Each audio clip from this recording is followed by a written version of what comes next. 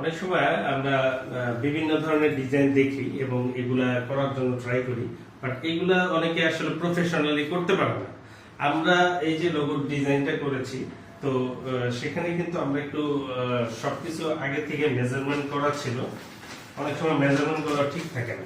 এই যে আমাদের এটা আর্ট করার পরে এখানে ধরে সবকিছু কনফার্ম করে তারপরে কিন্তু ওই শেপ অনুসারে আমাদের ডিজাইনটা করা হয়েছে এবং প্রত্যেকটা জিনিস প্রফেশনালি খুব সুন্দরভাবে কিন্তু লোগো ডিজাইনটা করা হয়েছে। হ্যাঁ, তো এখানে এটার সাথে কম্বিনেশন করে আমরা এখানে একটা প্যানেলিং করা হয়েছে এবং এই প্যানেলিং গুলো দেখেন কতটা সুন্দরভাবে করা হয়েছে। ভিতরে সাদা রঙের ব্যবহার করা হয়েছে এবং এগুলা পলিশ করা হয়েছে ভিনিয়ার বোর্ডের মাধ্যমে।